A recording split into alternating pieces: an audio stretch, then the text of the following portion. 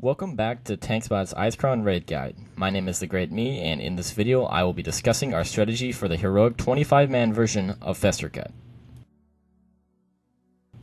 This video will not be discussing certain aspects of the fight and will assume that you know how the normal mode version of this fight works. If you would like to learn more about the other boss abilities, I suggest that you watch the normal mode version of this strategy guide.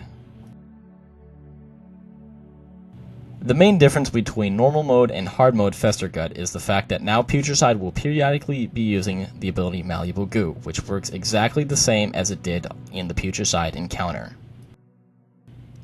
Only one goo is thrown at a time, and it is always thrown at a specific player. However, you cannot target Putricide, so there is no way of knowing exactly where that goo is going to go before it is thrown. Malleable goos will bounce approximately twice before hitting the ground and exploding. If you are within 10 yards of where the goo landed, you will get a debuff that slows the casting and attack speed by 200% for 15 seconds. The DPS requirements for this fight are rather strict, and your raid's ability to dodge goo will usually be the determining factor on whether or not you get a kill once you get the other mechanics down.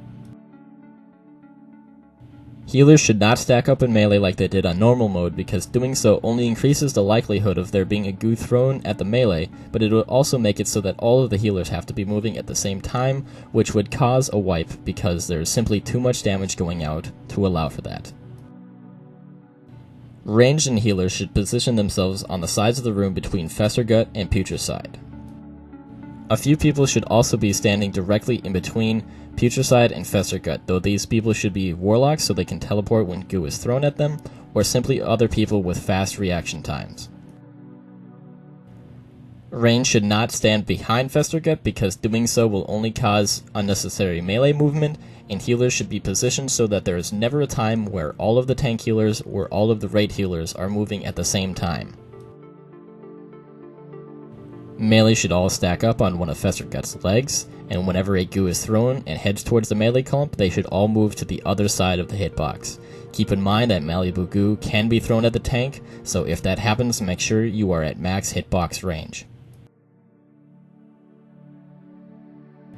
When spores go out, it is important to make sure that you position the spores in a line so that there is one spore between the door and Festergut, one directly under Festergut, and one between Festergut and the west wall of the room.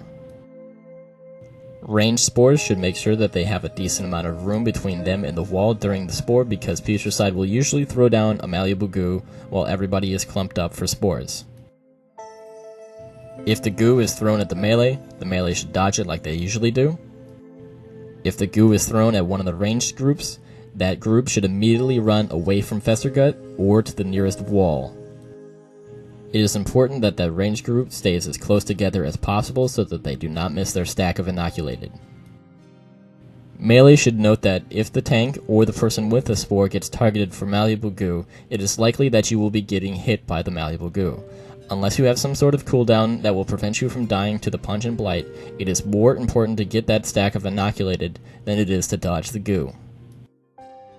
We had our Paladin's Aura Mastery Shadow Resistance Aura during the spore that occurred before the first inhale, because the raid will be taking a massive amount of raid damage, and both the spore debuff and the Gaseous Blight is partially resistible. Once Festergut does his third inhale, tanks should immediately start rotating cooldowns, starting with their Shield Wall-esque cooldown. Just before this cooldown fades, another one should be used. In addition to calling out on Vent for a cooldown, it is a good idea for healers to set up a Power Aura or a buff frame that displays cooldowns currently on their target, and the duration for those cooldowns. It is important that the tank is never hit without having a strong cooldown on them during this stage of the fight. If for some reason a person does not have 3 stacks of inoculated during the third inhale, a priest should use shield on them. Usually this will allow for them to survive the Punch and Blight, but it can be hit or miss, so it should not be relied upon. If a player with some sort of personal survival cooldown does not have 3 stacks of inoculated, they should be using said cooldown for that Punch and Blight. Paladin should also be using raid walls during Punch and Blight in order to help soften the blow of the first few ticks of Gaseous Blight.